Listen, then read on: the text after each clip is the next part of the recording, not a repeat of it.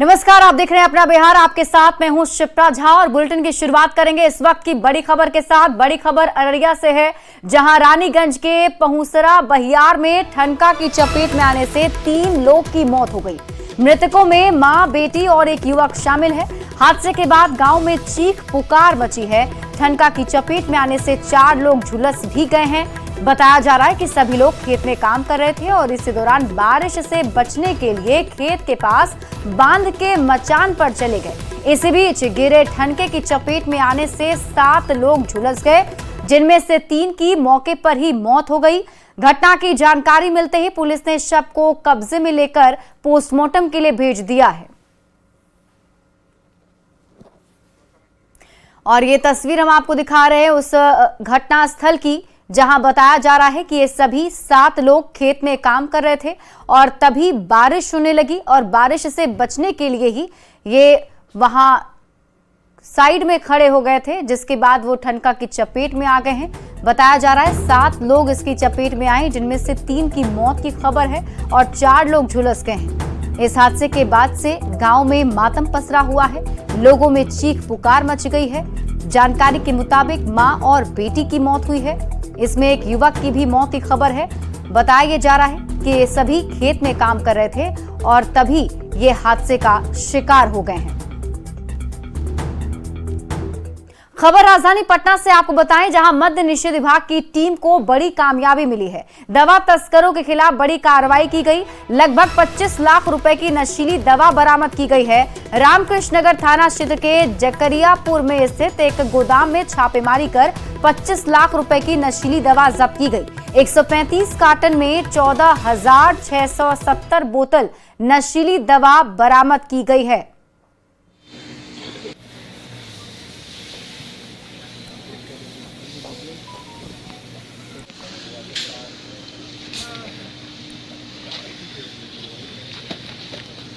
करीब 135 carton coding phosphate पकड़ने में हम लोग सफल हुए हैं और ये कंसाइनमेंट भी वहीं पे पकड़ी गई है जहां पिछले बार हम लोग पकड़े। 25 लाख के आसपास है और इसमें किसी की गिरफ्तारी नहीं हुई है और विशेष जांच पड़ताल की जा रही है आगे। बड़ी खबर आपको बेतिया से बताएं, जहां भारत नेपाल सीमा से गौनाहा थाने की पुलिस ने गांजा के साथ एक तस्कर को गिरफ्तार किया है। गिरफ्तार तस्कर के पास से बरामद गाड़ी से 63 किलो गांजा बरामद किया गया, जिसे बिहार भेजा जा रहा था।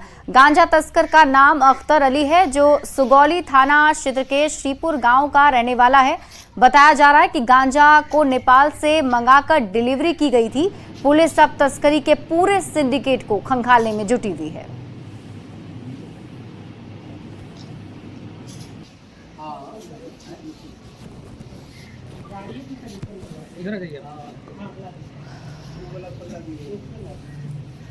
ड्राइवर का नाम पता पूछा गया तो उसका नाम अख्तर अली है, वो सुगौली का रहने वाला है।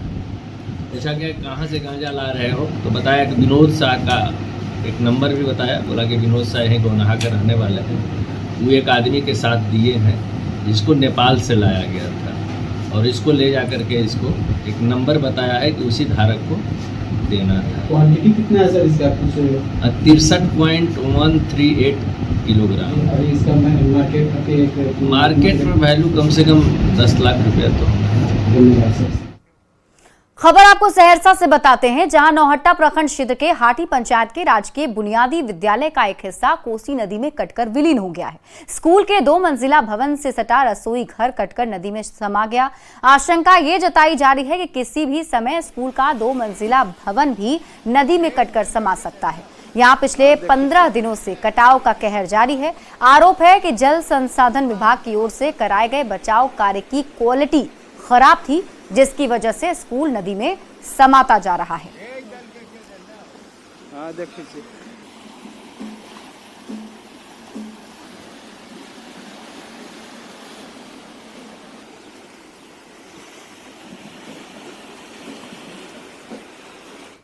और अब रुख कर लेते हैं सियासत से जुड़ी खबरों की ओर। हिंदुस्तानी अवाम मोर्चा के संरक्षक और केंद्रीय मंत्री जीतन राम मांझी ने लोक जनशक्ति पार्टी रामविलास के अध्यक्ष चिराग पासवान को नसीहत दी है कि वो ये बात समझें कि SC/ST आरक्षण की समीक्षा जरूरी है, ताकि जिन जातियों के लोग छूट गए हैं उनको भी हक मिल सके।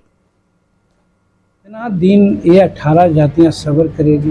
ये चिराग भाई को बच्चा है, पढ़े लिखे हैं, उनको ये रियलाइज करना चाहिए। 1 अगस्त 2024 को सुप्रीम कोर्ट की संविधान पीठ ने 6-1 के बहुमत से एक ऐतिहासिक फैसला दिया। कोर्ट ने कहा कि राज्य सरकारें अनुसूचित जाति और अनुसूचित जनजाति श्रेणियों के लिए सब कैटेगरी बना सकती है ताकि सबसे जरूरतमंद को आरक्षण में प्राथमिकता मिल सके। कोर्ट का फैसला आते ही देश में सियासी बहस छिड़ गई। सरकार में रहते हुए चिराग पासवान ने इस फैसले का विरोध किया। विरोध होता देख सरकार ने इस फैसले को लागू करने से मना कर दिया। लेकिन मोदी सरकार के मंत्री जीतन राम मांझी का मानना है कि SC/ST आरक्षण की समीक्षा जरूरी है ताकि जिन जातियों के लोग छूट गए हैं उनको भी हक मिल सके। मांझी ने इसको लेकर चिराग पासवान को भी नसीहत दी है कि वो इस बात को समझें। कितना दिन ये 18 जातियां सब्र करेगी। ये चिराग भाई को बच्चा है, पढ़े लिखे हैं, उनको ये रियलाइज करना चाहिए। सह अस्तित्व की राजनीति करनी चाहिए। हम बढ़े तो हमारे लोग भी बढ़े। चिराग को मांझी की नसीहत पर बिहार में सियासी बहस भी छिड़ गई। मैं इतना टाल ठोक के कहता हूँ कि नसीहत देने से पहले क्या अपने उस समाज को क्या जवाब देंगे कि जो इस तरह की बातें कर रहे हैं, वो क्या जवाब देंगे, क्या मुंह देंगे? लड़ते तो यार अच्छी सीट से है, हिम्मत तो आके लड़ ले जनरल सीट से। आरजेडी ने तंज कसते हुए कहा कि आरक्षण पर एनडीए के अंदर घमासान मचा हुआ है। श्री चिराग पासवान जी पर बीजेपी हमला करा रही है आदरणीय जीतन बाबू मांझी जी के माध्यम से। ये तो देखिए आगे आगे होता है क्या, अभी तो घमासान मचा हुआ है। दूसरी ओर बीजेपी के नेता इसे मांझी की व्यक्तिगत राय बता रहे हैं। मांझी जी की अपनी व्यक्तिगत राय हो सकती है, किसी मसले को उन्होंने अपनी व्यक्तिगत राय रखी है। एक बात तय है, जब तक केंद्र में भारतीय जनता पार्टी के नेतृत्व वाली सरकार है और माननीय नरेंद्र मोदी जी प्रधानमंत्री हैं, तब तक संविधान सुरक्षित हाथों में है। जबकि जेडीयू नेताओं का कहना है कि देश में जनसंख्या के अनुपात में भागीदारी होनी चाहिए, लेकिन कैसे क्या होगा ये केंद्र का विषय है। देश में भी होना चाहिए। जिस प्रकार से कमजोर जाति के लोगों को बिहार ने महादलित और अत्यंत पिछड़ा वर्ग के रूप में चिन्हित कर इनके समुचित विकास के लिए उपाय किया है, देश में भी आज इसकी आवश्यकता है। लेकिन इस कदम में भारत सरकार को फैसला करना है कि आगे उन्हें क्या करना है। SC/ST पर सुप्रीम कोर्ट का फैसला आने के बाद से ही देश में सियासत तेज है, लेकिन केंद्र सरकार ने इसे लागू करने से मना करने की बात कहकर विवाद पर विराम लगाने की कोशिश की थी। लेकिन एक बार फिर जीतन राम मांझी ने जिस ढंग से चिराग पासवान को नसीहत दी है, उसके बाद एक बार फिर से इस मुद्दे पर सियासी माहौल गर्माता जा रहा है। न्यूज़ 18 के लिए जमुई से केसी कुंदन और पटना से अमित कुमार के साथ ब्यूरो रिपोर्ट। वहीं केंद्रीय MSME मंत्री जीतन राम मांझी ने जमुई में जाति कार्ड भी खेल दिया। जीतन राम मांझी ने कहा कि उनके आने पर भी दूसरे समाज के लोग काफी कम संख्या में पहुंचे। जीतन राम मांझी ने लोगों से भी अपील की कि उनके समाज के लोग दूसरे नेताओं के कार्यक्रम में ना जाएं। समाज के लोगों से जीतन राम मांझी ने अपील भी की कि वे लोग मार्च में अपने हक के लिए गांधी मैदान जरूर आएं।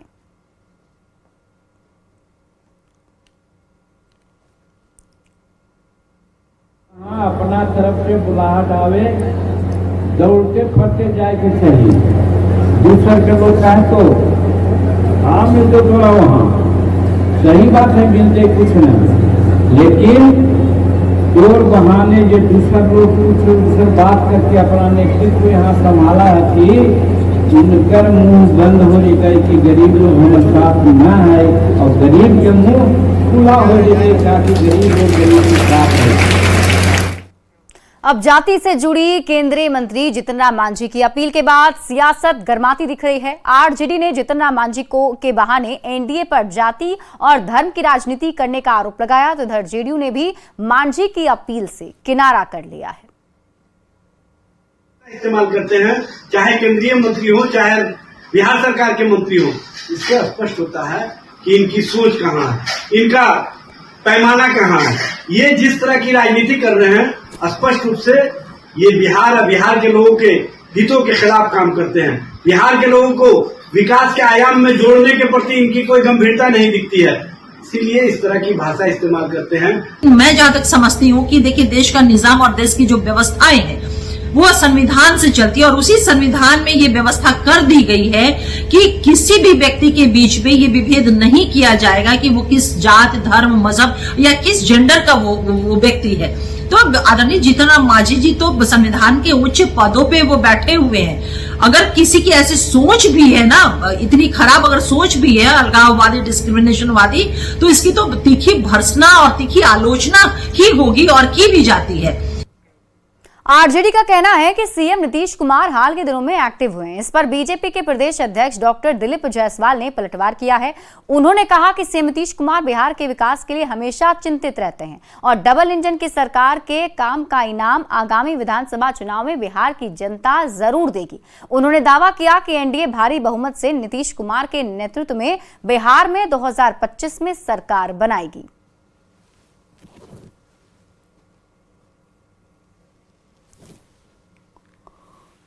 जब भी हम लोग बैठते हैं उनके पास, गठबंधन दल के नेता के रूप में जाकर बैठते हैं, उनको एक ही चिंता होती है, वो बैठकर 10-20 योजनाओं का नाम बोलते रहते हैं कि इसका क्या हुआ, इसका क्या हुआ।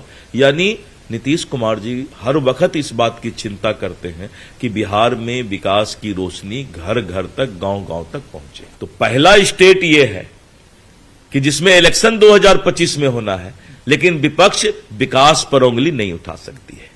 और मैं नीतीश जी के नेतृत्व को और नीतीश जी को धन्यवाद देता हूं कि नीतीश जी हर वक्त इस बात की चिंता करते हैं और इसलिए अभी लगातार वो जो जा रहे हैं सब जगह, सिर्फ यही चिंता है कि कोई विकास का काम धीमा न पड़ जाए। 25 में बिहार की जनता बहुत ही भारी बहुमत से नीतीश कुमार जी के नेतृत्व में एनडीए की सरकार बनाएगी। महाराजगंज से बीजेपी सांसद जनार्दन सिंह सिग्रीवाल ने बिहार में होने वाले विधानसभा चुनाव को लेकर बड़ा दावा किया और कहा कि एनडीए 2025 में 220 सीट जीतेगी। एक बार फिर से सीएम नीतीश कुमार के नेतृत्व में बिहार में एनडीए की सरकार बनेगी। नेता प्रतिपक्ष तेजस्वी यादव बिहार को विनाश की ओर ले जाना चाहते हैं। तेजस्वी यादव की यात्रा टाई टाई फिश साबित होगी। लोग भूले नहीं कि तेजस्वी यादव के पिता के राज में बिहार में क्या क्या होता था। नीतीश जी के नेतृत्व में फिर से एनडीए की सरकार बने और इस बार हम 220 के आंकड़ा पार करेंगे। मैं आपको बता रहा हूं, 220 हमने 2010 में किया है। 2010 में 216 संख्या थी एनडीए की हमारी, हम फिर से इस संख्या को बढ़ाएंगे और 220 की संख्या का टारगेट पर हम चल रहे हैं। तेजस्वी जी का यात्रा टाइम टाइम फीस हो जाएगा और भारतीय जनता पार्टी और हमारे एनडीए के साथियों का जो संकल्प है वो पूरा होगा। बिहार के डिप्टी सीएम विजय कुमार सिन्हा ने नेता प्रतिपक्ष तेजस्वी यादव पर जमकर हमला बोला है। तेजस्वी यादव को विजय कुमार सिन्हा ने जंगल राज का युवराज बताया और कहा कि आरजेडी का मतलब अराजकता है। आरजेडी का मतलब जंगल राज है। नरसंहार, हत्या, लूट और अपहरण का उद्योग चलाना आरजेडी की संस्कृति है। राजद का मतलब अराजकता, राजद का मतलब माननीय न्यायालय ने कहा जंगल राज। राजद का मतलब कि समाज में उन्माद पैदा करना, नरसंहार, हत्या, अपहरण का उद्योग चलाना, ये सब राजद की संस्कृति का पाठ है। और राजद के युवराज जो है, जंगल राज के युवराज नेता प्रतिपक्ष बने हैं। बिहार के श्रम मंत्री संतोष सिंह ने आरजेडी पर जमकर हमला बोला। बक्सर में बीजेपी के सदस्यता अभियान में पहुंचे श्रम मंत्री ने दावा किया कि विधानसभा चुनाव में बीजेपी जीत हासिल करेगी। संतोष सिंह ने कहा कि आरजेडी के लालटेन में तेल ही नहीं बचा है। उन्होंने कहा कि तेजस्वी यादव की यात्रा से भी आरजेडी को कोई फायदा होने वाला नहीं है।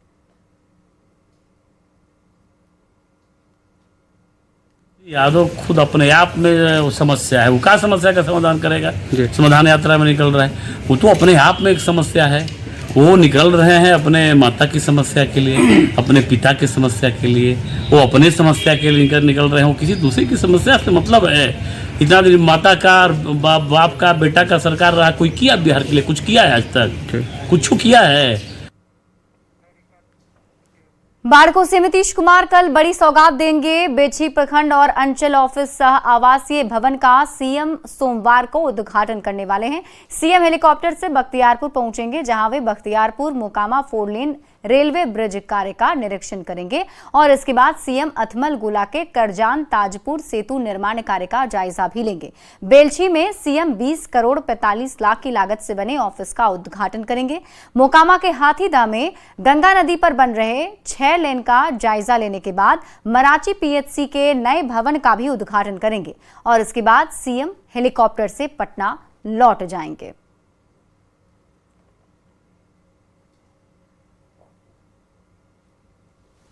भवन एक जगह एक ही कार्यालय में जो इस क्षेत्र के जनता आएंगे उनका सारा कार्य होगा, तो ये तो बहुत खुशी की बात है। और इनका माननीय मुख्यमंत्री जी का ये तो कर्मस्थल रहा है। वार्ड लोकसभा के अंतर्गत जो बेलछी ब्लॉक आता है वो कर्मस्थल रहा है, तो हम भी तो क्षेत्रीय हैं, तो हमारे लिए भी हर्ष की बात है, खुशी की बात है। और इसके लिए माननीय मुख्यमंत्री की जितनी भी सराहना की जाए और वो कम है। माननीय मुख्यमंत्री जी यहाँ इस क्षेत्र मोकामा विधानसभा क्षेत्र में आ रहे हैं, जो यहाँ नेशनल 2 कार्यक्रम चल रहा है। एक 6 लेन सड़क का निर्माण और 2 लेन रेलवे लाइन का निर्माण, गंगा में ब्रिज बन रहा है। वो मुख्यमंत्री उसकी अवलोकन करेंगे कि वह अद्यतन आज किस स्थिति में है, कब तक वह बिहार सरकार को हैंड ओवर करेगा, इसकी गति को देखने के लिए मुख्यमंत्री आ रहे हैं। पटना के ज्ञान भवन में स्वास्थ्य मंत्री मंगल पांडे कैंसर जागरूकता कार्यक्रम में शामिल हुए। उन्होंने जानकारी दी कि 1 अक्टूबर से बिहार में बच्चियों को निःशुल्क सर्वाइकल कैंसर का टीका लगेगा। कार्यक्रम में रोटरी ने 100 बच्चियों को सर्वाइकल कैंसर का टीका निःशुल्क दिया। स्वास्थ्य मंत्री मंगल पांडे ने कहा कि बच्चियों को सर्वाइकल कैंसर का टीका निःशुल्क देने वाला बिहार पहला राज्य है। पहले चरण में राज्य सरकार ने इसके लिए 150 करोड़ रुपए की स्वीकृति प्रदान की है। और टीका के लिए आधार कार्ड उनका रहना जरूरी है डाटा के लिए। और सदर अस्पतालों के साथ साथ हमारे मेडिकल कॉलेज हॉस्पिटल्स में भी ये टीके दिए जाएंगे। और अभी चूंकि इसकी हम शुरुआत कर रहे हैं अस्पतालों में, आगे आने वाले समय में हम नीचे प्रखंड स्तर तक के अस्पतालों तक इसकी व्यवस्थाओं को शीघ्र लेके जाएंगे। मुजफ्फरपुर में प्रेम प्रसंग का एक अनोखा मामला सामने आया है, जहां एक देवर को अपनी ही भाभी से प्यार हो गया। दोनों घर से फरार हो गए, लेकिन जब प्रेमी ने उसे छोड़ दिया तो प्रेमिका अब धरने पर बैठ गई। बच्चे के साथ जारी धरने को देखने के लिए लोगों की भीड़ भी जुटी। घटना अहियापुर थाना क्षेत्र के जमालाबाद की है। महिला की माने तो उसकी शादी जमालाबाद के प्रमोद दास के साथ हुई थी। शादी के कुछ ही दिनों के बाद किरण को अपने देवर मनीष से प्यार हो गया। दोनों करीब 5 साल से चोरी छिपे मिल रहे थे और 1 महीने पहले दोनों घर छोड़कर दिल्ली भाग गए, जहां पति पत्नी की तरह रह रहे थे। दिल्ली में मनीष उसे छोड़कर फरार हो गया, जिसके बाद वो मनीष के घर पहुंची और उसी के साथ रहने की बात कहते हुए 7 दिन धरने पर बैठी रही। पूरे मामले पर अहियापुर थाने ने शिकायत मिलने पर कार्रवाई की बात कही है।